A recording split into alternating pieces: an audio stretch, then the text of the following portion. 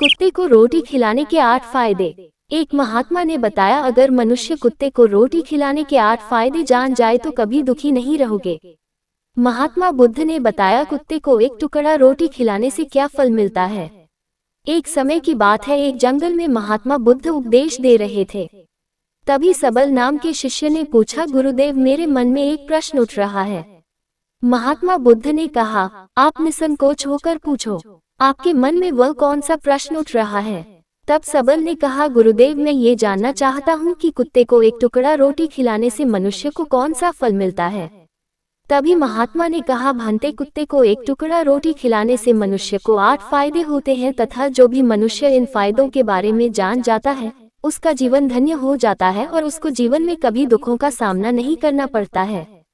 जो भी मनुष्य पृथ्वी लोक पर कुत्ते को एक टुकड़ा रोटी खिलाता है उसे 8 फायदे होते हैं और वह जीवन भर सुखी रहता है और उसे मृत्यु के बाद मोक्ष की प्राप्ति होती है। महात्मा ने कहा, अक्सर मनुष्य कई मौकों पर कुत्ते का नाम लिया करते हैं। किसी को गाली देते समय भी मनुष्य की जुबान पर कुत्ते का नाम आता है। मनुष्य गाली आदमी को देता है परंतु नाम कुत्ते का बदनाम होता है, तो क्या कुत्ते का जीवन इतना गया गुजरा है। भगवान बुद्ध ने कहा, एक समय की बात है, एक काले रंग का कुत्ता था। वह बहुत ही लाचार था और भूखा प्यासा था। वह गांव में सभी के घर घर जाता था परंतु उसे कोई भी व्यक्ति रोटी का एक टुकड़ा भी नहीं देता था। वह भूख के मारे इधर उधर घूमता रहता। एक दिन वह गांव के बाहर नदी के किनारे एक ऋषि के आश्रम पर पहुंच गया और ऋषि से कहने लगा, हे मुनिवर, मुझे लगता है आप बहुत ही विद्वान तथा ज्ञानी हैं, इसीलिए मैं भूखा प्यासा आपके पास आया हूँ। कृपा करके आप मुझे एक टुकड़ा रोटी का दे दीजिए जिसे मैं खाकर अपनी भूख को शांत कर लूं। तभी वह ऋषि कहता है, हे स्वान, क्या तुम्हें गांव में एक टुकड़ा रोटी का किसी ने नहीं दिया जिसे तुम खाकर अपनी भूख मिटा सको। ये सुनते ही वह कुत्ता ऋषि से कहता है, हे मुनिवर, मैं आपको क्या बताऊं, आप मेरी बातों पर विश्वास नहीं करोगे। तभी वह ऋषि कहता है, हे स्वान, तुम बताओ, तुम्हारी बातों पर मैं विश्वास अवश्य करूंगा। मुझे तुम बहुत ही लाचार दिखाई पड़ते हो। तभी वह कुत्ता कहता है, ठीक है मुनिवर, मैं तुम्हें अपनी आप बीती बताता हूँ। कुत्ता ऋषि से कहता है, हे मुनिवर, हे दुनिया के लोगों, हम पर रहम करो। हमारा कोई घर नहीं होता है, कोई आसरा नहीं होता है, कमाकर खाना हमें नहीं आता है, हमें वस्त्र भी पहनने का ज्ञान नहीं है, इसलिए सर्दी गर्मी और बरसात में हम ऐसे ही घूमते रहते हैं। हमें पढ़ना लिखना भी नहीं आता। वह कुत्ता कहता है, हे मुनिवर, आपकी तरह हमें अनुशासन नहीं आता, हमें आपकी तरह बोलना नहीं आता। ये हमारा दुर्भाग्य ही समझिए, परंतु हमें आपकी तरह भूख भी लगती है। चोट लगने पर हमें आपकी तरह पीड़ा भी होती है, हमें आपकी तरह रोना भी आता है। बस इन्हीं 3 कामों में हम आपकी बराबरी करते हैं, इसलिए हम पर दया दिखाए, हमें और कष्ट मत दीजिए। ईश्वर ने तो हमें वैसे भी कष्ट देकर ही भेजा है, ऊपर से आप लोग हमें परेशान करते हैं। हम आपकी तरह मनुष्य नहीं हैं, हम पराधीन जीव हैं। जब हमारा जन्म हुआ उस समय हमारे आंख कान बंद थे। कह नहीं सकते कि उस समय आपके जन्म पर जैसे नाच गाना होता है, बाजे बजते हैं, खुशी मनाई जाती है, हमारे जन्म पर भी यह सब हुआ होगा। हमारे जन्म पर किसने खुशी मनाई होगी। हम जिस बिछौना पर थे वह रुई के जैसा नर्म बिछौना था, सर्दी बिल्कुल भी नहीं लगती थी। मैं मन में सोच रहा था कि मैं किसी बड़े घर में पैदा हुआ हूँ, लेकिन जब हमारी आंख खुली तो मैंने देखा कि हमारी माँ, जिसे आप लोग कुतिया बोलते हो, वह अपने 5 बच्चों को छाती से चिपका कर एक राख के ढेर में पड़ी थी। हम 5 भाई थे, बाकी 4 भाई तो लाल और भूरे रंग के थे, मैं अकेला ही काले रंग का था। सबसे छोटा मैं ही था। मैं थोड़ा कमजोर था। मेरी माँ हम लोगों के पास कम ही आती थी, क्योंकि उसे भी अपने भोजन की व्यवस्था करनी पड़ती थी। यदि वह ना खाती तो हमें दूध कहाँ से पिलाती। उस एक माँ पर हम 5 भाई निर्भर थे।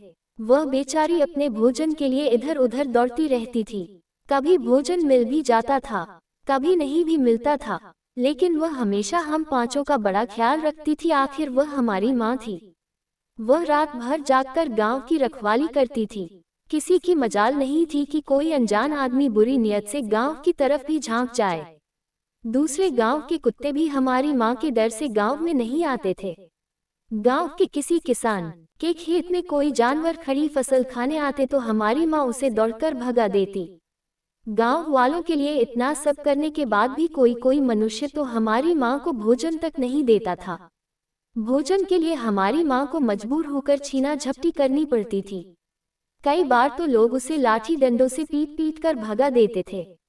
बेचारी उस दिन भूखी प्यासी रहकर पेट की आग से जलती रहती थी। वह कुत्ता कहता है, हे मुनिव, आखिर भूख तो हमें आपकी ही तरह लगती है। ऊपर से उसे अपने 5 बच्चों की चिंता भी लगी रहती थी। आखिर माँ जो थी भूख उसे चैन से बैठने नहीं देती थी और गांव वालों का भी उसे देखकर हृदय नहीं पसीजता था। तो बेबस होकर उन लोगों के घरों में चोरी से घुसना पड़ता था और खाने की कोई चीज मिल जाती तो उसे खाकर ही अपने पेट की आग बुझा लेती थी। कई बार तो लोग उसे खाने की वस्तु ले जाते हुए देखते तो लाठी डंडे लेकर उसके पीछे पड़ जाते। कुछ निर्दयी लोग तो कई बार उसे घर के अंदर बंद करके पीटते थे। हमारी माँ का बुरा हाल कर देते थे। फिर वह कुत्ता ऋषि से कहता है, हे मुनिव, हमारी माँ ने क्या बिगाड़ा था? उसने सिर्फ अपने पेट के लिए भोजन ही तो चुराया था। चोरी करने का हमें कोई शौक नहीं है, पर पापी पेट हमें ये सब करने के लिए मजबूर कर देता है। एक दिन की बात है, बड़ी जोरदार बरसात हुई। ओले पड़े थे, ठंडी हवा चल रही थी। उस ठंड में ठिठुरकर हमारे 3 भाई मर गए। उस दिन हमारी माँ बहुत रोई थी, लेकिन मनुष्य हमारी पीड़ा को नहीं समझे, क्योंकि उसके बच्चे थोड़े ही मरे थे। फिर वह कुत्ता कहता है, हे मुनिव, अब हम सिर्फ 2 भाई रह गए थे। हमारी माँ हम दोनों की अच्छे से देखभाल करने लगी। फिर एक दिन उसी गांव में ठाकुर साहब के घर पर दावत चल रही थी और अनेक प्रकार की मिठाइयाँ बन रही थी। उस ठाकुर साहब के घर काफी मेहमान आए हुए थे। हमारी माँ कुछ खाने की तलाश में बार बार उधर जाती, लेकिन लोग उसे दुत्कार कर भगा देते थे। किसी को उस पर इतना भी तरस नहीं आया कि एक रोटी उस बेचारी को खाने को फेंक दे। एक रोटी से उनका क्या बिगड़ जाता? मेरी माँ बार बार जाती और वहीं खड़ी खड़ी देखती रहती थी। ठाकुर साहब के आंगन में दावत खाने का सिलसिला चालू हुआ। भोजन परोसा जाने लगा। मेरी माँ भी वहीं जाकर पूंछ हिलाने लगी। खाना परोसने वाला आदमी जब किसी काम से भीतर गया तो मेरी माँ दबे पांव रोटी लेने को चल पड़ी।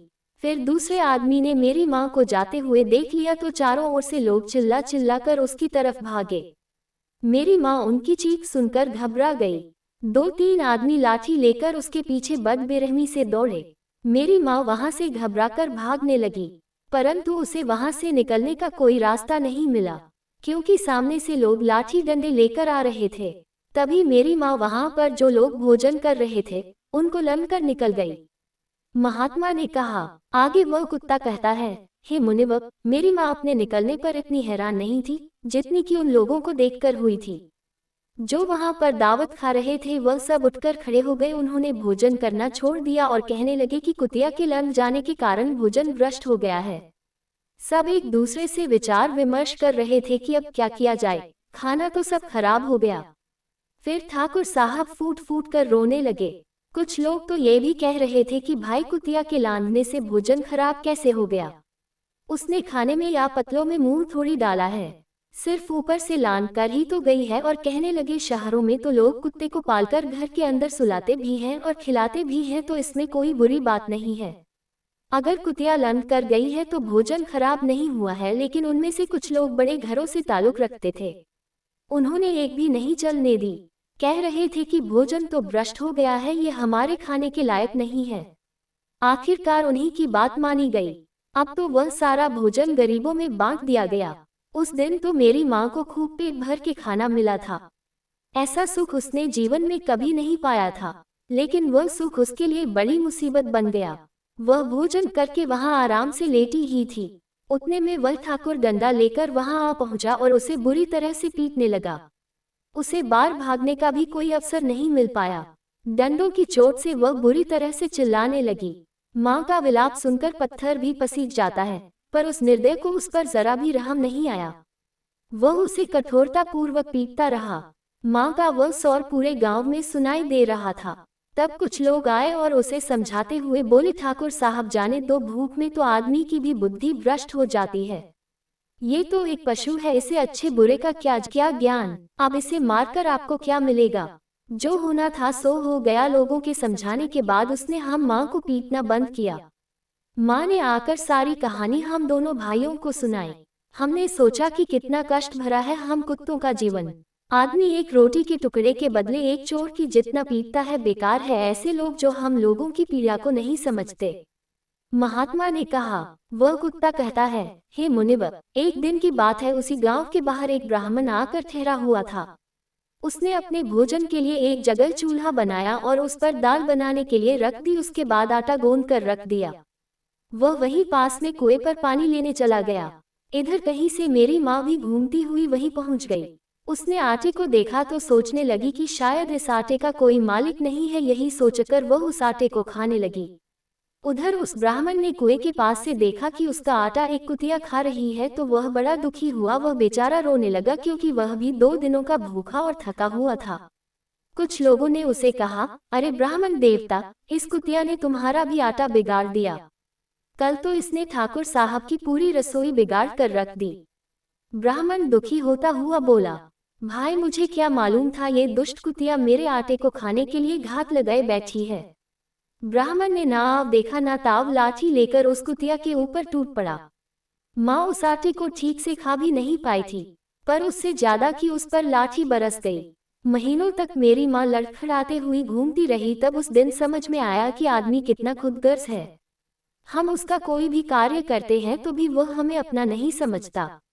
आगे वह कुत्ता कहता है, हे मुनिव, हमारी कमी यह है कि हम उन्हीं मतलबी इंसानों के अधीन रहना चाहते हैं जो हमें कष्ट देता है।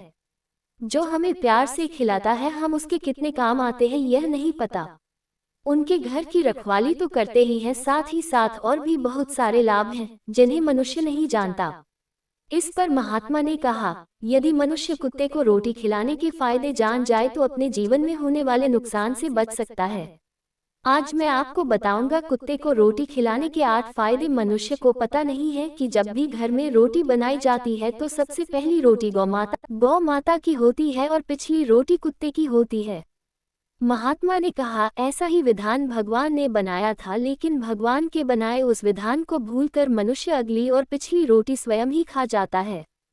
इसका दुष्प्रभाव उसके जीवन पर पड़ता है। कुत्ता वह प्राणी है जिसको रोटी खिलाने से मनुष्य के जीवन में पड़ने वाले ग्रहों के दोष भी दूर हो जाते हैं।